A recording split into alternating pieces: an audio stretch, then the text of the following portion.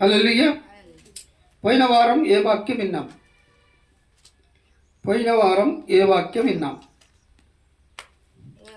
స్తోత్రం.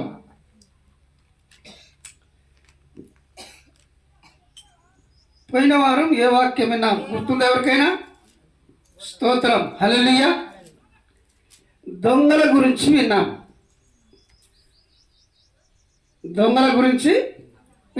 యోహాను సువార్త 10వ అధ్యాయం 1వ వాక్యాన్ని విన్నాం. దొంగ దోచుకున్నడకును నాశనం చేయడకు వస్తాడని విన్నాం. హల్లెలూయా. వాక్యం గుర్తుండాలా? మరి వాక్యం గుర్తులేదంటే నడవదు. హల్లెలూయా. ఏం నేర్చుకుంటున్నట్టు మరి మనం వచ్చి మన విశ్వాసము, మన రక్షణ, ఆ విధానాన్ని కాపాడుకోవాలి.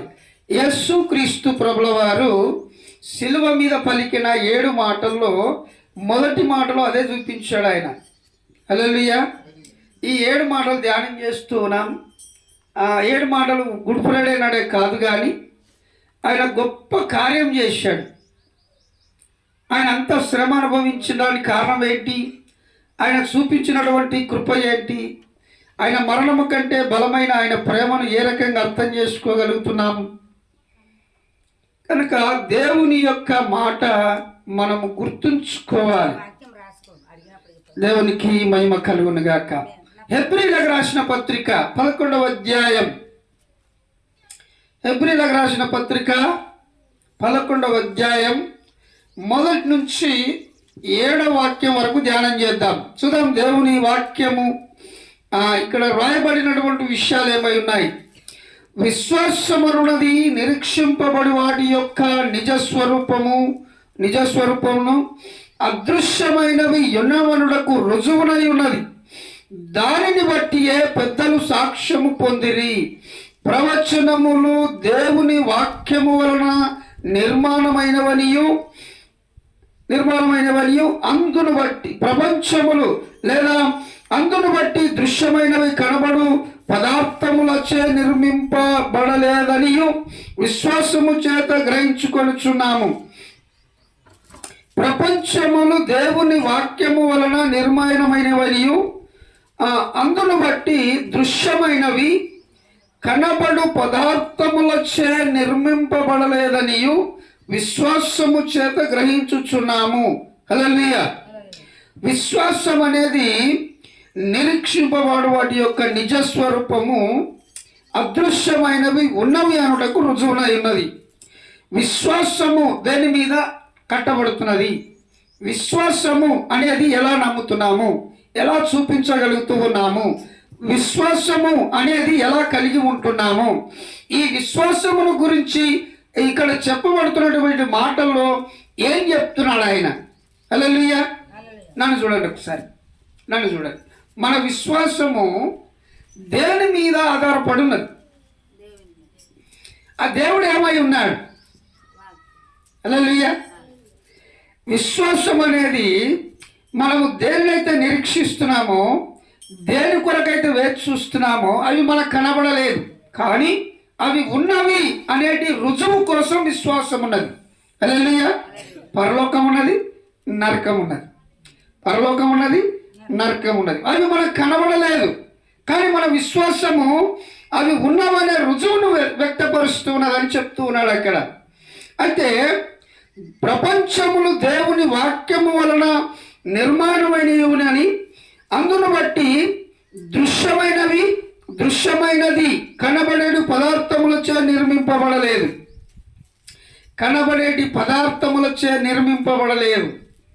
అర్థమైందా? కనబడేటి పదార్థముల చేత అంటే ఉష్కే ఉన్నది, ఇటుకలు ఉన్నాయి, అవి కనబడుతున్నాయి, తెచ్చిళ్ళు కడుతున్నాం.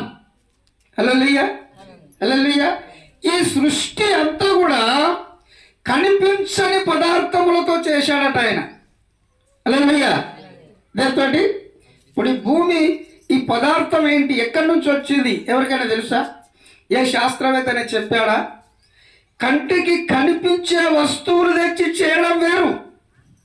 మనకు రాయి, ఇటుక, ఉష్క అన్ని కనబడుతున్నాయి కాబట్టి తెచ్చి చక్కగా కట్టుకుంటున్నాం నచ్చినట్లుగా. కానీ దేవుడు చేసిన సృష్టికి కంటికి కనపడని వస్తువులతో ఈ సృష్టిని కట్టాడు ఆయన. హల్లెలూయా, హల్లెలూయా. అర్థమవుతుందా? మరి ఇదంతా ఎక్కడికి వెళ్ళి వచ్చింది? ఎలా తెచ్చాడు ఆయన? దేంతో కట్టాడు? కట్టినటువంటి ఈ విశ్వ సృష్టి అంతా కూడా ఎలా నిర్మితమైంది అంటే, ఈ కట్టబడిన సృష్టి నిర్మాణంలో దేవుని యొక్క గొప్పతనం ఏంటి, దేవుని యొక్క శక్తి అంటే ఏమిటి బోధపడాలి మనకు. హల్లెలూయా. ఇప్పుడు ఈ కాగితం చూస్తున్నాం. ఈ కాగితం ఎక్కడికి వెళ్ళి వచ్చింది? ఎలా తయారైంది? దేనితో తయారైంది? హల్లెలూయా, హల్లెలూయా. ఒక కట్టె, ఒక చెట్టు, ఒక కట్టెను కాగితంగా మార్చి దాన్ని మన చేతికి ఇచ్చారు. అంటే చెట్టు నుంచి కాగితం వచ్చి కాగితం మీద మనం రాసుకోవడానికి చక్కగా ఎలాగైతే నిర్మాణం అయిందో, ఎలా తయారైందో, అలాగే దేవుడు కూడా కంటికి కనబడని దానితోటి ఈ సృష్టి యావత్తు చేశాడు అని దేవుని వాక్యం సెలవిస్తుంది. అంటే దేవునిలో ఉన్నటువంటి శక్తి ఏంటి, దేవునిలో ఉన్న గొప్పతనం ఏంటి మనకు అర్థం కావాలి. హల్లెలూయా.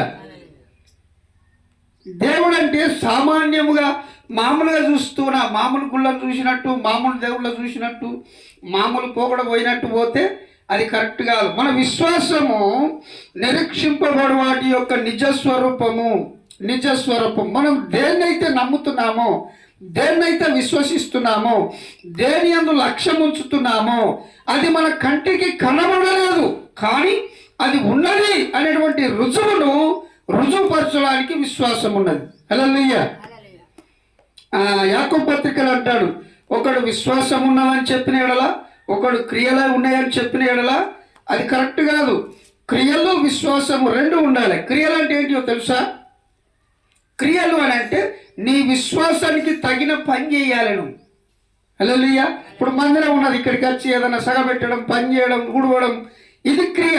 చేయడం అనేది క్రియ. విశ్వాసం అనేది నమ్మడం. నేను నమ్ముకొని ఉన్నా అంతే సరిపోయింది అని అనుకుంటే కలవదు.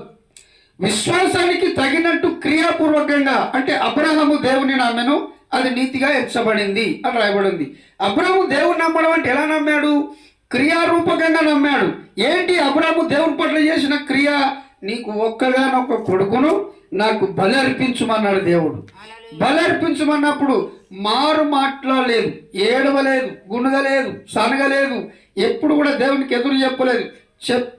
చెప్పినట్టుగా చేయడానికి సిద్ధపడ్డాడు అబ్రాహాము. హల్లెలూయా. దానిని బట్టి అబ్రాహాము దేవుని నమ్మాను, అది అతనికి నీతిగా ఎంచబడింది. విశ్వాసము ఎంత భయంకరమైనటువంటి విషయంలోనైనా, ఎటువంటి బాధాకరమైన సమస్యలైనా, ఎటువంటి ఇబ్బందికరమైన విషయంలోనైనా తన విశ్వాసాన్ని కాపాడుకోవడానికి దేవునికి ఎదురు మాట్లాడకుండా, దేవుణ్ణి తూలనాడకుండా, గుణగకుండా, సనగకుండా దేవుడు ఏది చెప్పితే అది విన్నాడు అబ్రాహాం గారు. హల్లెలూయా, హల్లెలూయా. అది విశ్వాసానికి తగిన క్రియ చేయుట. అందుకే కనబడనటువంటివి ఏవైతే ఉన్నాయో అవి ఉన్నవి అని రుజువుపరచడానికే మన విశ్వాసం ఉన్నది. హల్లెలూయా. యేసు ప్రభు అందరికి కనబడతాడా? మీకు కనబడడా? హల్లెలూయా. వాక్యము వింటున్నామంటే యేసు ప్రభు మాట్లాడుతున్నాడు అన్నట్లు లెక్క. యేసు ప్రభు దేవుడు వాక్యం ద్వారా మాట్లాడతాడు, కళ ద్వారా మాట్లాడతాడు, సేవకుల ద్వారా కూడా మాట్లాడతాడు ఆయన. హల్లెలూయా. యేసుక్రీస్తు ప్రభుల వారిని మనము ఆత్మయందు ఆత్మనేత్రములతో విశ్వాసం మూలముగా ఆయన చూడగలుగుతాం. అందుకే ఆయన విశ్వాసం అనేది మనము చూస్తున్నటువంటిది కాదు, కానీ మనము చూడనటువంటివి కూడా ఉన్నవి అన్నటకు రుజువునై ఉన్నదని దేవుని వాక్యం సెలవిస్తుంది. 4వ వాక్య భాగం, బడలేదని నిర్మింపబడలేదని గ్రహించుచున్నాం. అయితే విశ్వాసమును బట్టి హేబెలు కయీను కంటే శ్రేష్టమైన బలి దేవునికి అర్పించెను. దేవుడు అతని అర్పణల గురించి సాక్ష్యం ఇచ్చినప్పుడు అతడు ఆ విశ్వాసమును బట్టి నీతిమంతుడని సాక్ష్యము పొందెను. హల్లెలూయా. దేనిని బట్టి? విశ్వాసాన్ని బట్టి. ఏం చేశాడు ఆయన? విశ్వాసమును బట్టి హేబెలు కయీను కంటే శ్రేష్టమైన బలి దేవునికి అర్పించాడు. కయీను కంటే హేబెలు ఇచ్చిన శ్రేష్టమైన బలి ఏంటది? గొర్రె పిల్ల. హల్లెలూయా. గొర్రె పిల్లను అర్పించాడు. ఏసోటి గొర్రె పిల్ల? చీముడు గారేవి, కుంటిది, రోగముది, గుడ్డిది, మచ్చలు గలది, అటువంటిది ఇచ్చాడా? శ్రేష్టమైనది, మంచిది, యవ్వన మంచి పుష్టి కలిగినటువంటిది, ఏ రోగం నొప్పి లేనిది మంచి శ్రేష్టమైన బలిని దేవుడు అర్పించాడు. మరి కయీను ఎందుకు ఇవ్వలేకపోయాడు? హేబెలు మాత్రమే మంచి శ్రేష్టమైన బలి ఎందుకు ఇచ్చాడు? కయీను ఎందుకు ఇవ్వలేకపోయాడు? కయీను తన బలి అర్పించే ముందు గునుక్కున్నాడు, సనుక్కున్నాడు, దేవునికి ఇవన్నీ వాళ్ళని అనుకున్నాడు. ఇప్పుడు అలాంటి వారు లేరా? హల్లెలూయా, హల్లెలూయా. అది సరైనటువంటిది కాదని దేవుడు తెలియజేస్తున్నాడు. కనుక నీతిని బట్టి లేదా విశ్వాసమును బట్టి నీతిమంతుడనే సాక్ష్యము పొందాలి అంటే మనము విశ్వాసములో నమ్మకంగా కొనసాగవరమై ఉండాలి. హల్లెలూయా. అబ్రహాము లాంటి సాక్ష్యము, లేదా దావీదు లాంటి సాక్ష్యము, లేదా యోబు లాంటి సాక్ష్యము, లేదా హేబెలు లాంటి సాక్ష్యము పొందువారమై ఉండాలి. ఈ 11వ అధ్యాయంలో విశ్వాసుల జాబితా చెప్పబడింది, విశ్వాస వీరుల జాబితా చెప్పబడింది. చూద్దాం ఇక దేవుని వాక్యంలో. అతడు మృతి పొంది ఆ విశ్వాసము ద్వారా మాట్లాడుచున్నాడు. అంటే కయీను హేబెలు చనిపోయారు, ఇప్పుడు బతుకున్నారా? చనిపోయారు. చనిపోయినప్పటికీ వారి పేరు మనం ప్రస్తావన చేస్తూ ఉన్నాం. అంటే వారిని ఎత్తిపట్టి మాట్లాడుతూ ఉన్నాం. వారిని బట్టి లేదా వారు చేసిన క్రియను బట్టి లేదా వారు బ్రతికిన విధానాన్ని బట్టి మనం నేర్చుకుంటున్నాం. హల్లెలూయా. వారి విధానమును బట్టి వారి విశ్వాసములో ఎలా బ్రతికారు, ఎలా జీవించారు, ఎలా కొనసాగారు అనేటువంటి విషయాలు నేర్చుకుంటున్నాం మనం ఇక్కడ. ఎందుకు ఆ జాబితాను ఆయన ఇచ్చాడు అని అంటే, వారిని ఆయన మీ పెద్దలు ఇలాంటి బ్రతుకు బతికారు, మీరు అలాంటి బ్రతుకు బతకాలి, అప్పుడు నేను మిమ్మల్ని మెచ్చుకుంటాను అన్నాడు దేవుడు. హల్లెలూయా. కొంతమంది నేను చెప్పింది చేయకుండా వాళ్ళు ఇష్టానుసారంగా జీవించారు, ఇష్టానుసారంగా బ్రతికారు, కుక్కలు చచ్చిపోయినట్టు చచ్చిపోయారు. మీరు అలాంటి వారుగా ఉండకూడదు, అలాంటి పనులు చేయకూడదు, అలాంటి ప్రవర్తన కలిగి ఉండకూడదు అని దేవుడు విశ్వాసుల జాబితాని ఇచ్చాడు. హల్లెలూయా, హల్లెలూయా. విశ్వాసము క్రియలు, విశ్వాసము ఒకటే ఉంటే సరిపోదు, క్రియలు ఒకటి ఉంటే సరిపోదు. విశ్వాసము క్రియలు రెండు పని చేయాలి. మనలో విశ్వాసము క్రియలు రెండు పనులు జరగాలి. నమ్మడమే కాదు, నమ్మిన దానిని చేతబట్టుకొని దాని ప్రకారం మనం జీవించడానికి ఇష్టపడినప్పుడు దేవుడు కార్యం చేస్తాడు. హల్లెలూయా. అందుకే కయీను హేబెలు సంగతి ప్రస్తావన చేశాడు. విశ్వాసుల జాబితాలో వీళ్ళ పేర్లు చేర్చబడ్డాయి. అలాగే యేసుక్రీస్తు వంశావళిలో 4 స్త్రీల పేర్లు చేర్చబడ్డాయి. హల్లెలూయా. వాళ్ళు ఏం చేశారని? వాళ్ళు ఏమైనా పతివర్తలా? కాదు. వాళ్ళు ఏమైనా గొప్ప పనులు చేశారా? కాదు. వాళ్ళు ఏమైనా చరిత్ర సాధించారా? కాదు. హల్లెలూయా, హల్లెలూయా. వారు చూపించిన కొంచెము విశ్వాసము క్రియను బట్టి, విశ్వాస సహితమైన క్రియను బట్టి వారి 4 పేర్లు ఆయన వంశావళిలో ఒక జాబితాలో వారిని చేర్చాడు ఆయన. హల్లెలూయా. చూద్దాం ఒకసారి మత్తయి సువార్త 1వ అధ్యాయం. విశ్వాసులములో ఉన్నటువంటి వాళ్ళను దేవుడు మర్చిపోడు, విడిచిపెట్టడు అనడానికి గల కారణం ఏంటంటే దేవుడు చూపించే మహాకృప. 1వ అధ్యాయం 3వ వాక్యం. యూదా తామారునందు పెరెస్సును కనెను. యూదా తామారునందు, ఈమె మొదటి స్త్రీ తామారు, ఆది కాండంలో ఉంటుంది ఈమె. ఆదాము సృష్టి ఆది కాండములో ఆదాము తర్వాత వారి వంశావళిలో జాబితాలో మాట్లాడుతూ ఉన్నప్పుడు ఈ తామారు యూదాకు కోడలైతుంది. యూదాకు కోడలైతుంది, కొడుకు భార్య. కొడుకు చనిపోతాడు, ఈ తామారు తల్లిగారింటికి వెళ్ళిపోతుంది. హల్లెలూయా. అయితే ఆమె విశ్వాసము, ఆమె నమ్మకము, తన భర్త విషయంలో నమ్మకంగా, తన అత్తమామ కుటుంబ విషయంలో నమ్మకంగా జీవించింది కనుక యూదా తామారునందు పెరెస్సును కన్నాడు. పెరెస్సును కనెను. పెరెస్సు యెస్రోమును కనెను. యెస్రోము ఆమారును కనెను. ఆమారు అమినాదాబును కనెను. అమినాదాబు నయస్సోమును కనెను. నయస్సోను షల్మాను కనెను. షల్మాను రహాబునందు బోయాజును కనెను. ఈమె 2వ స్త్రీ. హల్లెలూయా. రహాబు. ఈ రహాబు అనే స్త్రీ కూడా ఆది కాండములోనే ఉన్నది. ఈమె చిన్న విశ్వాసము ద్వారా ఆమె చరిత్రలోకి వెళితే, అందుకే బైబిల్లో పేర్లు పెట్టుకోవడం కాదు, కానీ బైబిల్లో పేర్లు మనం పెట్టుకోవడం కాదు, వాళ్ళు ఏ పేరైతే మనం పెట్టుకున్నామో ఆ వ్యక్తి బైబిల్లో దేవుని దృష్టికి ఎలా జీవించాడు అనేటువంటి విషయం కావాలి. హల్లెలూయా, హల్లెలూయా. మార్కు, లూకా, యోహాను అని పేర్లు పెట్టుకుంటున్నాం, కానీ ఆ పేర్లకు తగినట్టుగా బ్రతుకుతున్నామా? పేర్లు ఆశీర్వాదం ఇచ్చాడు దేవుడు, పేరులో ఆశీర్వాదం ఇచ్చాడు. యాకోబు అనే పేరుకు మోసగాడని అర్థం. యాకోబు పేరు తీసి ఇశ్రాయేల్ అని దేవుడు దీవించాడు. ఇశ్రాయేల్ అనే పేరులో ఇప్పుడు దేశానికే పేరుగా ఉంది. హల్లెలూయా, హల్లెలూయా. అదనమాట దేవుడిచ్చే ఆశీర్వాదం ఎలా ఉంటుంది, దేవుడు చేసే కార్యం ఎలా ఉంటుంది అంటే విశ్వాసుల జాబితా దేవుడు చూపించాడు.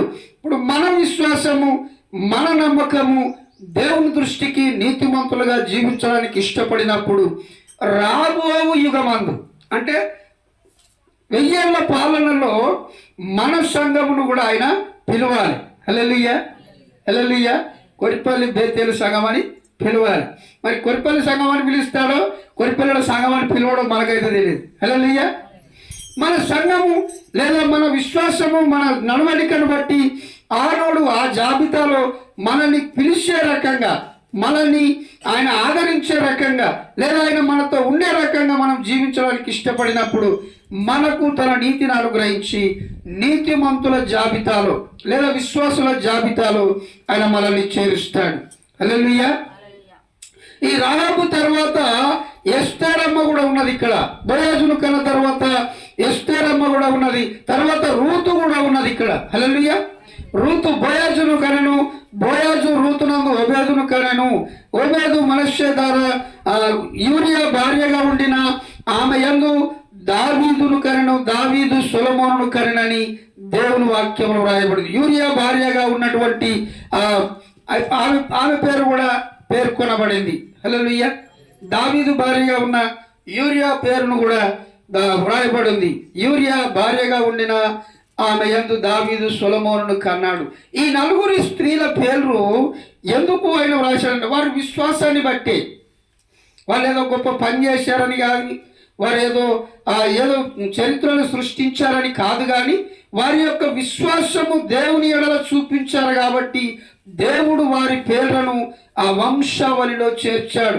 అందుకే హెబ్రీయులకు రాసిన పత్రిక 11వ అధ్యాయం ఆ మాటలో అక్కడ వ్రాయబడినటువంటి జాబితా ఎంత అద్భుతంగా ఇచ్చాడు. విశ్వాసము, నిరీక్షణ 2 జంట పదాలు. విశ్వాసము, నిరీక్షణ.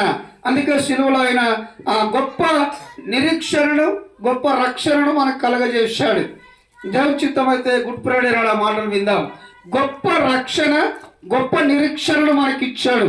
ఇచ్చినటువంటి గొప్ప రక్షణ మనం కాపాడుకుంటే, గొప్ప నిరీక్షణ అనగా కనబడినటువంటి పరలోకంలో లేదా నిత్యత్వంలో ఉంటాము అనేటువంటి విశ్వాసపు క్రియారూపకంగా ఆయన సన్నిధిలో ఉండడానికి దేవుడు ఆయన కృప చూపిస్తాడు.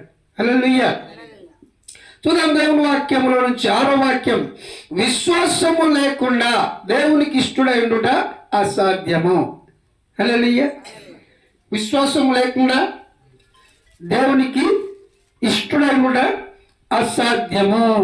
దేవుని యొద్దకు వచ్చువాడు ఆయన ఉన్నాడనియు, తను వెదకు వారికి ఫలము దయచేవాడనియు నమ్మవలెను గదా. విశ్వాసమును బట్టి నోవాహు అది వరకు చూడని సంగతులను గురించి దేవునిచ్చే హెచ్చరింపబడి భయభక్తులు గలవాడై తన ఇంటి వారిని రక్షణ కొరకు ఒక ఓడను సిద్ధము చేసుకొనెను. అందువలన అతడు లోకము మీద నేరస్థాపన చేసి విశ్వాసమును బట్టి కలుగు నీతికి వారసుడాయను. హల్లెలూయా. నోవాహు ఏమయ్యాడు? నీతికి వారసుడయ్యాడు. ఈ విశ్వాసుల జాబితాలో నోవాహుకు దేవుడు చెప్పాడు, ఒరే నాయన, ఇదిగో వర్షం వస్తుంది, ప్రచండ వర్షం వస్తుంది భూమి మీదకి, నువ్వు ఒక ఓడను తయారు చేసుకొని నోవాహుతో చెప్పాడు. సరే ప్రభువా, నువ్వు చెప్పినావు కాబట్టి ఇక ఓడ తయారు చేస్తామని ఇంటి లాదులు తినాలి, పడవ తయారు చేసుకోవాలి. వాళ్ళ పనే అది. పడవలు తయారు చేస్తున్నారు. ఎందుకు ఓడను తయారు చేస్తున్నారు? మరి అప్పటి వరకు వర్షం పడలేదు. నోవాహు జల ప్రళయం వచ్చేంత వరకు భూమి మీద వర్షం పడలేదు. హల్లెలూయా, హల్లెలూయా. వర్షము నోవాహు జల ప్రళయం తర్వాతే వర్షం స్టార్ట్ అయింది. అంతకుముందు వర్షం లేదు. అంతకుముందు భూమిలో నుంచి తేమ బయటకు వచ్చి తోటంతా తడిపేదని, భూమినంతా తడిపేదని వాక్యంలో రాయబడింది. ఎదెను తోటలో దేవుడు ఒక వాగును కలగజేశాడు. అది 4 పాయలుగా పారుతూ ఉన్నప్పుడు ఆ ఎదెను తోటను సిద్ధపరచడానికి ఆదామవ్వలను తోటలో ఉంచాడు. ఆ నది ఎటు నుంచి వచ్చిందో రాయబడలేదు, కానీ నది మాత్రం పారుతూ ఉన్నది 4 పాయలుగా. హల్లెలూయా. ఒక నది అది ఇప్పటికీ పారుతుంది, అది ఎప్పుడు ఎండిపోదు. ఆ నది దగ్గర పిడికాడు మన్ను చేత పట్టుకుంటే బంగారం అవుతుంది. హల్లెలూయా. ఇప్పటికి ప్రజెంట్ ఇప్పటికీ అది సొలొమోను రాజు యొక్క పరిపాలనలో ఉన్నటువంటి ప్రాంతము. ఆ సొలొమోను రాజు గారి యొక్క ముద్ర, ఆ సంస్థాన ముద్ర లేకుండా అక్కడి నుంచి బంగారం బయటికి రాదు. అది ఇప్పటికీ ఆ శాసనం కొనసాగుతున్నది ఆ దేశంలో. అయితే ఆ నది పారుతున్న ఆ ప్రాంతంలో ఆ మట్టి బంగారం అవుతుంది. ఎందుకనంటే దేవుడు ఆశీర్వదించినటువంటి ప్రాంతం. విశ్వాసమును బట్టి, నమ్మకాన్ని బట్టి నీతిమంతుడని నోవాహు నీతికి వారసుడు ఎలాగైతే అయ్యాడో, మన విశ్వాసమును బట్టి, మన నమ్మకాన్ని బట్టి దేవుని ఎడల ఆ మహా ప్రేమ కృపను పొందిన మనము విశ్వాసమును బట్టి మనము వారసులముగా దేవుని పిల్లలుగా దత్తపుత్రులుగా పిలువబడుతూ ఉన్నాం. దానిని బట్టి మన విశ్వాసాన్ని కాపాడుకొని వాక్యమును మర్చిపోకుండా ధ్యానిస్తూ ఆయన యందు భయభక్తులు కలిగి జీవించు వారమై ఉండాలి.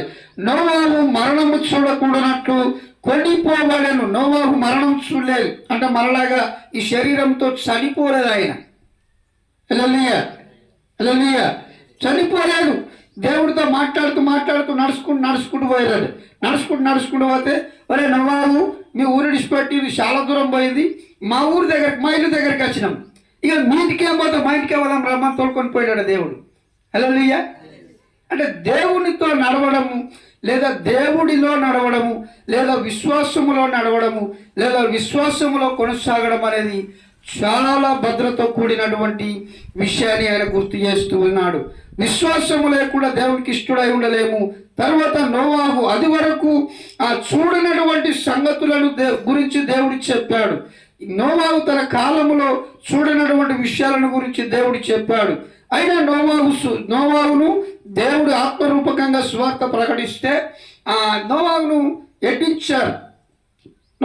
ఎడ్డించారు. ఏలనగా మాట్లాడారు. ఇప్పుడు మాట్లాడుతున్నారా? ఈయనకే గుర్తా? మాకు తెలియదా? మేము చూడలేదా? ఇటువంటి ఎన్ని లేదు, ఇటువంటి కథలు ఎన్ని చూడలేదు, ఇటువంటి చరిత్రలు ఎన్ని లేదు, ఇటువంటి అన్ని చూసినాం, అన్ని చేసినాం. ఇదో కొత్తగా చెప్తున్నారు. ఆయనకో పని లేదు, ఇంకో దిక్కు లేదు అని చెప్పుకుంటున్నాం అనేటోళ్ళు లేరా? హల్లెలూయా. ఆ దినం వచ్చినాడు అర్థమవుతుంది. ఏ దినము? 666 ముద్ర ప్రచారంలోకి వచ్చినప్పుడు అర్థమవుతుంది. అప్పటిదాకా దేవుడి సంగతి ఏంటో అర్థం కాదు. చూద్దామా? ప్రకటన గ్రంథం 13వ అధ్యాయం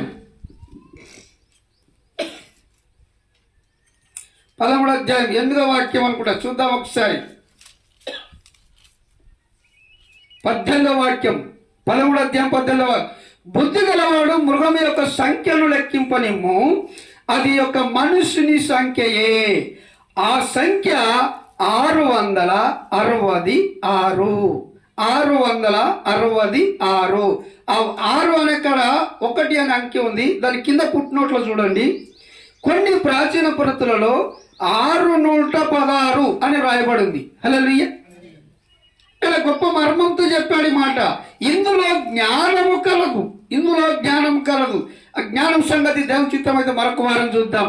అంటే ఈ మాట నేను ఎందుకు గుర్తు చేస్తున్నానంటే, మన విశ్వాసము ఏదైతే దేవుడు చెప్పి నడిపిస్తున్నాడో ఆ విశ్వాసములో మనము స్థిరపడకపోతే, మనం ఆ విశ్వాసములో నమ్మకంగా ఉండకపోతే ఇటువంటి కార్యాలు దేవుడు చేస్తాడు అనేటువంటి విషయాన్ని జ్ఞాపకం చేస్తూ ఉన్నాడు.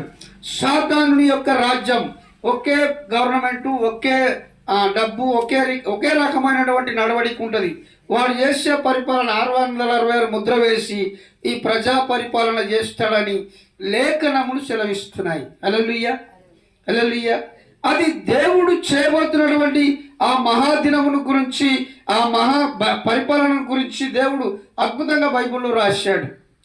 భూత వర్తమాన భవిష్యత్ కాలములు ఉన్నాయి బైబిల్లో. భూత వర్తమాన భవిష్యత్ కాలములు. భూతకాలం అనగా ఆదాముకు పూర్వం సృష్టి. మనము ఆదాము సృష్టి వర్తమాన కాలంలో ఉన్నాం.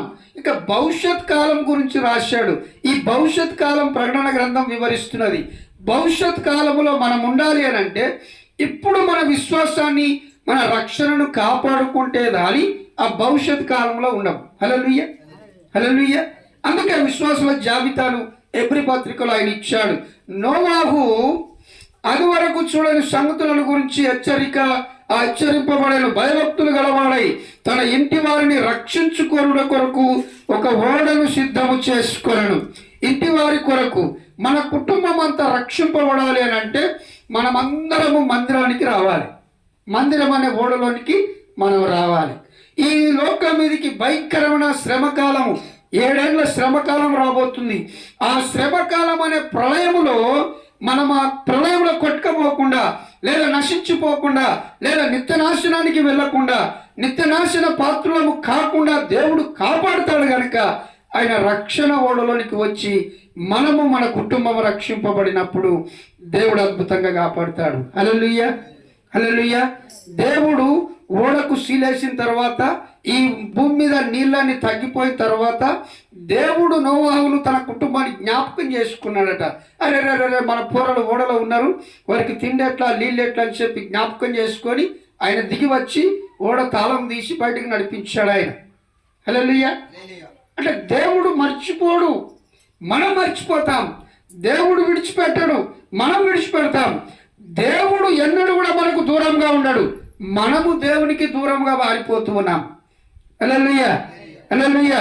కనుక తను తన ఇంటి వారిని రక్షించుకోవడానికి ఓడని చేసుకున్నట్లుగా మనము మన కుటుంబం రక్షింపబడాలి అని అంటే రక్షణ ఓడలోనికి, అనగా దేవుని మందిరానికి, దేవుని సన్నిధికి మనం వచ్చినప్పుడు అద్భుతంగా తన రక్షణ వలయాన్ని మన చుట్టూ ఉంచుతానని దేవుడు మాట్లాడుతున్నాడు. ఆయన మనము పండు ముసలం అయ్యేంత వరకు ఎత్తుకుంటాడంటే మనల్ని సంకల. హల్లెలూయా. వాక్యంలో ఉంది ఆ మాట, పండు ముసలం అయ్యేంత వరకు. అందుకే మత్తయి సువార్తలు అంటాడు 70 ఏళ్ళ మట్టుకు నువ్వు క్షమించాలి. 70 ఏళ్ళ మట్టుకు అంటే పండు ముసలం అయిపోయి పనులను రాలిపోయి కట్టె పట్టుకొని అరుగుల మీద ఆడిన కూర్చున్నప్పుడు అప్పుడు తిట్టుకున్నాం ఇప్పుడైతే కూర్చుందాం, మాట్లాడదాం. మన చిన్నప్పుడు సంగతులు ఏంటి, మనం ఆడిన సంగతులు ఏంటి, మనం చేసిన సంగతులు ఏంటి, ఇక ఎల్లమ్మ ముచ్చట మల్లమ్మ ముచ్చట అన్నీ వెళ్తాయి. హల్లెలూయా, హల్లెలూయా. అదే విశ్వాసులు అయ్యారనుకో దేవుడు చేసిన కార్యాలు దేవుని వాక్యమే మాట్లాడతారు. దేవుని నమ్మిన బిడ్డలు నోట్లో నుంచి ఏం రావాలి, ఎక్కడ కూర్చున్నా దేవుని వాక్యమే రావాలి. దేవుడు ఇదిగో మన పితరులతో ఇలా చేశాడు, మనతో కూడా చేస్తాడు. మన పితరులతో ఉన్నాడు, మనతో కూడా ఉంటాడు. అందుకే అబ్రాహాము, ఇస్సాకు, యాకోబు దేవుడు అని పిలువబడ్డాడు ఆయన. హల్లెలూయా, హల్లెలూయా. అబ్రాహాము, ఇస్సాకు, యాకోబుల దేవుడు అని చెప్పుకున్నాడు కానీ నేను ప్రత్యేకమైన దేవుడు అనరా, నన్ను దేవుడనే అనుండి అని చెప్పలేదు ఆయన. హల్లెలూయా. మోషేతో చెప్పాడు, నేను ఉన్నవాడను అనువాడను. అంటే నేను ఇవాళ ఉంటా రేపు ఉండా, పొద్దుగాలు ఉంటా పొద్దుకుండా అని చెప్పలే. నేను ఉన్నవాడను అనువాడను, నేను కునుకను నిద్రపోను అని చెప్పాడు. దేవునికి నిద్ర ఉండదు, దేవునికి ఆహారం ఉండదు, దేవునికి మరణము సావు పుట్టుకలు ఉండవు. ఆయన దేవుడు నిత్యుడు, నిత్యము ఉండేవాడు కనుక నేను ఉన్నవాడని అనవాడనని చెప్పాడు. అయితే తన భక్తుల పేరున పిలుచుకున్నాడు, నేను అబ్రాహాము దేవుడను, ఇస్సాకు దేవుడను, యాకోబు దేవుడను. రేపు నేను సీమోను దేవుడను, పౌలు దేవుడను, ఇస్సాకు దేవుడను అని చెప్పుకుంటాడా? హల్లెలూయా, హల్లెలూయా. ఆ స్థాయిలో భక్తి, ఆ స్థాయిలో మనం దేవుళ్ళో స్థిరపడినప్పుడు దేవుడు చెప్పుకుంటాడు ఖచ్చితంగా, దేవుడు చెప్పుకుంటాడు ఖచ్చితంగా. అందుకే పౌలు అన్నాడు, నా విశ్వాసమును బట్టి నేను పోరాడిన పోరాటమును నేను ముగించి, నా పరుగు ముగించి తిని తుదముట్టించి తిని నా కొరకు నీతికి ఇరటం దాచబడినది. నేను క్రీస్తును పోలి నడుచుకుంటున్నాను, మీరు నన్ను పోలి నడుచుకోరని పౌలు చెప్పాడు. హల్లెలూయా. సామాన్యమైన మాట కాదని పౌలు చెప్పడం అంటే, మనలాంటి మనిషే కానీ దేవుని స్వార్థ పరిచయలో తనను తాను అప్పగించుకొని దేవునికి నమ్మకమైన రాయబారిగా, నమ్మకమైన విశ్వాసిగా, నమ్మకమైన సేవకుడిగా సేవ చేసి తన విశ్వాసాన్ని కాపాడుకొని తను దేవుని నమ్మకంగా జీవించాడు గనక తల నరికి చంపబడ్డాడు. హల్లెలూయా, హల్లెలూయా. అంటే విశ్వాసము ఎంత విలువైందో, ఎంత గొప్పదో అని వివరిస్తున్నాడు. మన విశ్వాసము దాన్ని లెక్క చేస్తలేం. మన నమ్మకాన్ని లెక్క చేస్తలేం, మన విశ్వాసాన్ని లెక్క చేస్తలేమంటే యేసు ప్రభుని లెక్క చేస్తలేం అన్నట్లే. మన విశ్వాసాన్ని కాపాడుకోలేకపోతున్నాము అంటే దేవుణ్ణి కూడా లెక్క పెడతలేమన్నట్లే. హల్లెలూయా, హల్లెలూయా. నోవాహు ఓడను తయారు చేయమని దేవుడు చెప్పి ఆ ఓడ తయారు చేస్తూ ఉన్నప్పుడు చాలామంది ఏలం చేశారు. ఓరే ముసలోడా, ఇప్పుడు ఏడుదిన వర్షం ఏనాడు భూమి మీద పడితేనేమో అరే రేపు వస్తుంది వర్షము, మొగులు అవుతున్నాయి, వర్షం వస్తుంది అని చెప్పొచ్చు. అప్పటి వరకు వర్షమే లేదు, వర్షం అనే పేరే వాళ్ళు ఏం లేదు, వర్షం లేదు, చూడలేదు. వాన వస్తుంది అంటాడు. ముసలోడు దిమాగ్ ఖరాబ్ అయింది అనుకున్నారు. హల్లెలూయా. ఎగతాళి చేశారు, హేళన చేశారు. అయినా సరే అని దేవుని కృపను బట్టి ఓడను కట్టి ఆకాశ తూములు తెరవబడ్డాయి. ప్రచండమైన వర్షం వచ్చి అప్పుడు వచ్చి తెరవబడుతున్నారు. తాత డోర్ది మేము వస్తామని. అయ్యా డోర్ది అంటే డోర్ తీసే ఛాయిస్ దేవుడు నోవాహుకి ఇవ్వలేదు. దేవుడే తాళం వేసుకొని దగ్గర పెట్టుకున్నాడు. హల్లెలూయా. అదన్నమాట. అంటే చెప్పినప్పుడు విని రక్షణలోకి వచ్చిన వారికే ఆత్మరక్షణ. ఆనాడు నేను ఆయనకి చూస్తా, ఆయనకి చేస్తాడు, ఆయన చూసేది ఏముండదు, పోవుడు తప్ప. ఎత్తుకపోవడే పెట్టచ్చుడే, ఆయన చూసేది ఏముండదు, ఎత్తుకపోయి పెట్టచ్చుడు తప్ప. హల్లెలూయా. దేవునికి మహిమ కలుగును గాక. కనుక మనము అన్ని విధాలుగా బాగున్నప్పుడు, అన్ని విషయాల్లో బాగున్నప్పుడు, ఆయుష్ కలిగి ఆరోగ్యం కలిగి జీవిస్తున్న కాలంలో నన్ను పుట్టించిన దేవుడు, నన్ను బ్రతికిస్తున్న దేవుడు, నన్ను పోషిస్తున్న దేవుడు, నన్ను సంరక్షిస్తున్న దేవుడు అనే ఆ రక్షణ విశ్వాసమును బట్టి, లేదా ఆయన ఆ విశ్వాసములో ఆయన ద్వారా రక్షణ పొందుకొని నమ్మకంగా ఆయన కొరకు జీవిస్తాను అన్నప్పుడు ఆ నమ్మకముగా జీవించినటువంటి వారి జీవితాలను మనం జ్ఞాపకం చేసుకోండి.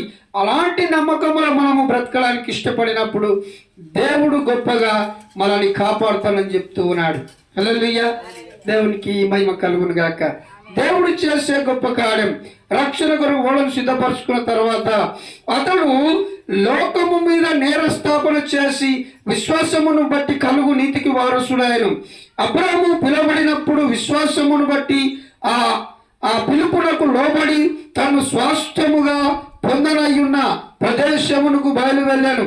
మరియు ఎక్కడికి వెళ్ళవలెనో అది ఎరుగకయే బయలువెళ్ళాను. హల్లెలూయా. దేవుడు అబ్రాహామును పిలిచినప్పుడు కట్టుబడంతో వచ్చాడు. ఏం కనబడతలేదు, దేవుడిని అడుగుమని అంతే. పెద్ద అడవిలో పోతూనే ఉన్నాడు, అడవిలో పోతూనే ఉన్నాడు. కళ్ళతో చూడలేదు, చెవులతో ఇనలేదు.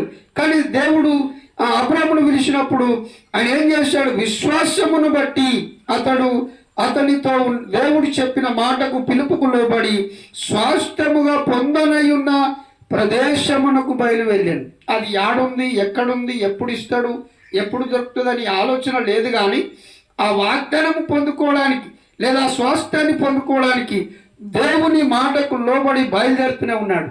హల్లెలూయా. ఇప్పుడు సేవలకు పోవాలంటే మనం మెదక్ రోడ్ పండి పోవచ్చు, ఈ రోడ్ పండి పోవచ్చు.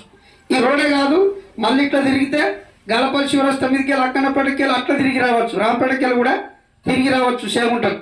లేకపోతే అట్లా పోతే తుప్పురాని మీదకి వెళ్ళి తిరిగి రావచ్చు సేగుంటకు. అయితే నువ్వు ఇట్లా తిరిగి వస్తా అట్లా తిరిగి వస్తా అనేదానికి దేవుడికి లోబడినట్టు కాదు. హల్లెలూయా, హల్లెలూయా.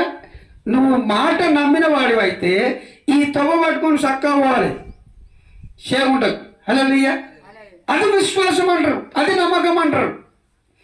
దాంట్లో నువ్వు నమ్మకంగా నిలబడితే నువ్వు సరైన చోటుకు చేరుతావు. అంటే మన విశ్వాసమును కాపాడుకొని ఆయన మాట ప్రకారం నడవడానికి ఇష్టపడినప్పుడు, మనం ఎటు తొలగక ఎటు పడిపోక ఆయన మాట ప్రకారం నడిచినప్పుడు ఆయన ఇచ్చిన వాగ్దానం, అబ్రాహాము గారికి వాగ్దానం చేయబడిన స్వాస్థ్యము పొందుకొనుటకై విశ్వాసమును బట్టి ఎలాగైతే నడుస్తూ వెళుతూ ఉన్నాడో, మనము మన విశ్వాసాన్ని చేతబట్టుకొని నమ్మకముగా ఆయన మాట మీద నిలబడి నడవడానికి మనం ఇష్టపడినప్పుడు ఆయన చేసిన వాగ్దాన భూమిలో లేదా నిత్యత్వములో ఉండే భాగ్యాన్ని దేవుడు మనకు అనుగ్రహిస్తాడు. హల్లెలూయా. దేవునికి మహిమ కలుగును గాక. కనుక దేవుడు అబ్రాహామును ఎలాగైతే పిలిచాడో బయలువెళ్ళాడు. విశ్వాసమును బట్టి 9వ వాక్యం, ఎబ్రీ పత్రిక 11:9 వాక్యం, విశ్వాసమును బట్టి అతనితో వాగ్దానమునకు సమావారసులైన ఇస్సాకు యాకోబు అనువారును గుడారములో నివసించుచు అన్యుల దేశములో ఉన్నట్టుగా వాగ్దత్త దేశములో పరవాసులైరి. అబ్రామే కాదు, ఇస్సాకు యాకోబులు కూడా వారసులయ్యారు. దేనికి వారసులయ్యారు? అబ్రామును దేనికైతే వారసునిగా పిలిచాడో దేవుడు, దానికి వారసులుగా ఎవరున్నారు? ఇస్సాకు యాకోబులు కూడా ఉన్నారు. హల్లెలూయా. ఇస్సాకు యాకోబులు కూడా వారసులుగా చేయబడ్డారు. దేన్ని బట్టి? తన పితరుడైనటువంటి అబ్రాము దేని యందు విశ్వాసం ఉంచాడో, దేని యందు నమ్మకం ఉంచాడో, వీరు కూడా వారు ఆయన యందు విశ్వాసం ఉంచారు కాబట్టి ఆ విశ్వాసమునకు వారసులయ్యారు. పిలువబడిన దేవుడు నమ్మకస్తుడని, మనము నమ్మిన దేవుడు గొప్పవాడని, మన విశ్వాసాన్ని కాపాడుకొని ఆయనతో పాటు బ్రతకడానికి ఇష్టపడినప్పుడు మనము కూడా విశ్వాసం బట్టి, నీతిని బట్టి వారసులుగా చేయబడి నమ్మకస్తులుగా జీవించినప్పుడు, ఆయన పిలుపుకు లోబడినప్పుడు నీతిమంతులుగా పిలబడతాం. హల్లెలూయా. వారసులుగా పిలబడతాం. కాబట్టి విశ్వాసం అనేది చాలా గొప్పది. మన విశ్వాసం అనేది చాలా గొప్పది. ఎంతవరకు గొప్పదంటే అయిపోయింది గడ్లేసిరు రేపో మాపో అన్నప్పటికీ కూడా విశ్వాసం విడిచిపెట్టద్దు. హల్లెలూయా. అర్థమవుతుందా? షాటాపూర్ తెలుసు కదా, ఇక్కడ షాటాపూర్ అనే ఊరు తెలుసా? నిజామాబాద్ జిల్లాలో. ఆ ఏరియాకు నేను పనికి వెళ్ళాను. అప్పుడు పరిచయంలో లేని పనికి వెళ్ళాను. అక్కడ ఒక ఆమె గొల్లామె సాక్ష్యం చెప్పింది. ఆమెను గడ్లేసారట. గడ్లేస్తే నాలాంటి ఒక దైవ సేవకుడు పోయి ప్రార్థన చేసి నూనె వేసి ప్రార్థన చేస్తే మంచిగా అయింది. అప్పటికి బర్రెకు గడ్డి కోసి కష్టట అయింది. హల్లెలూయా. ఆమె సాక్ష్యం చెప్పింది. అయ్యా, ఈ ఊళ్ళో నేను ఒక్కదాన్నే ఉన్నా, నేను ఒక్కదాన్నే చర్చికి వెళ్తా, ఇక్కడ చర్చి ఇప్పుడు అవుతుంది. మా ఊళ్ళో మా అయ్యగారు వచ్చి ప్రార్థన చేసినప్పుడు దేవుడు ఇట్లా కార్యం చేశాడు, అయిపోయిందని నన్ను బొంతలలో వేశారు, కొరపానంతో ఉన్నాను. అప్పుడు దైవ సేవకుడు వచ్చి ప్రార్థన చేస్తే నేను బ్రతికానని ఏడుస్తూ సాక్ష్యం చెప్పింది ఆమె. దరిదాపు 20 సంవత్సరాల క్రితం. హల్లెలూయా. 20 సంవత్సరాల క్రితం. అంటే విశ్వాసము, నమ్మకము అనేది ఎంతవరకు ఉంచాలి అని అంటే, అయిపోయింది గడ్లేశం అనేంత వరకు కూడా మన విశ్వాసాన్ని కాపాడుకోవాలి. ఎంతవరకు? చనిపోయిన లాజరు 4 రోజులైనా ఆయన లేపగలిగాడు. ఆ వాక్యాన్ని ఎందుకు ఇచ్చాడు?